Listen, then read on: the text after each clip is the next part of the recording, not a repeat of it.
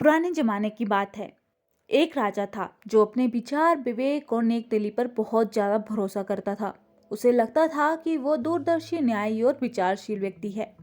एक दिन राजा ने अपनी तीनों बेटियों को बुलाया और कहा, जो मेरा है वो सब तुम्हारा है। मुझसे ही तुम तीनों को जीवन मिला है और मेरी ही इच्छा से तुम्हारा भूतकाल, वर्तमान और भविष्य बना है और आगे बनेगा। तुम तीनों का भविष्य मेरी मुट्ठी में है। राजा के इतना कहने पर ही उसकी दो बेटियों ने शांत भाव से हाँ कर दी, और पर तीसरी बेटी ने कहा, हालांकि मुझे भी हाँ कहनी चाहिए, लेकिन मुझे नहीं लगता कि मेरा भाग्य आपकी मुट्ठी में है। राजा इस बात को सुनकर गुस्सा हो गया और अपनी बेटी के इन कथनों को चुनौती समझा। उसने खुद को सही साबित करने का फैसला लिया और अपनी तीसरी बेटी को जेल में कैद कर दिया। तीसरी बेटी कई सालों तक जेल में पड़ी रही। राजा और उसकी दो बेटियां अपने जीवन का मजा लेते रहे। राजा यही सोचता कि मेरी जिद्दी बेटी मेरे हुक्म और इच्छा से जेल में बंद है, और कोई भी यही समझेगा कि राजा का हुक्म चला और वही हुक्म उस लड़की का भाग्य बन गया। सभी लोग यही सच समझने लगे।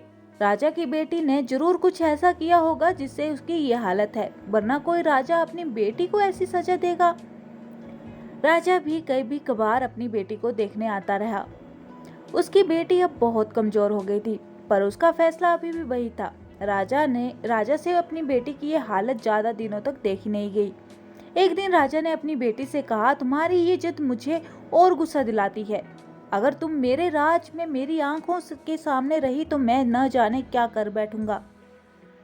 मैं तुझे मौत की सजा सुना सकता हूँ, पर मैं नेक दिल हूँ, इसलिए मैंने फैसला लिया है कि अब से तुम मेरे राज्य से जो सटी हुई जंगली जमीन है, जहाँ जानवरों का बसेरा है, अब तुम भी वहीं रहोगी। उस जंगल में मैंने उन लोगों को रखा है जिन्होंने मेरे हुक्म का पालन नहीं किया, और इसी वजह से वो जंगली जंगल उनका भाग्य बना। आओ तुम भी पागल और मूर्खों के बीच अपनी जिद को पूरी करो।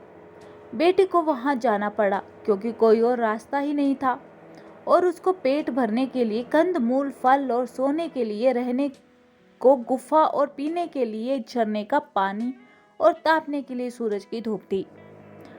वह खुली हवा और फल फूलों से कुछ ही दिनों में तरोताजा हो गई। उसने खेती की और फसलें उगाई, गुफा को अपना घर बना लिया और उसी में अपना बसर करती रही।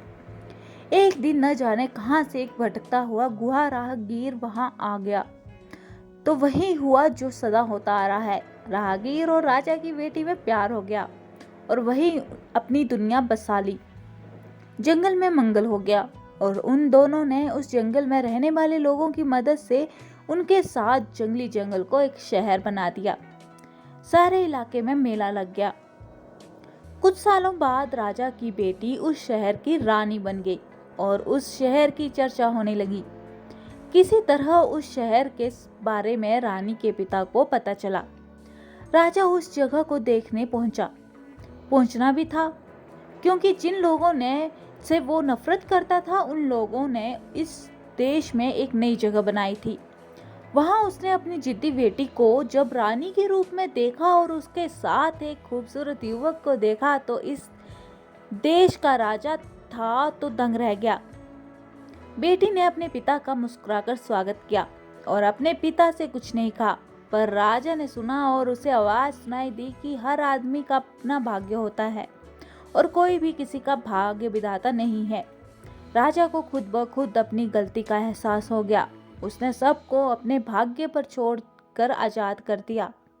तो दोस्तों, इस कहानी का तात्पर्य ये है कि किसी का भाग्य किसी के हाथ में नहीं होता, बल्कि इंसान अपना भाग्य खुद बनाता है। जैसे राजा की बेटी ने जंगली जंगल में भी अपना भाग्य खुद बना लिया। राजा ने कहा, तुम तीनों का भाग्य मेरे हाथ में है, पर ऐसा नहीं है। हर व्यक्ति का भाग्य उसके खुद के पास होता है।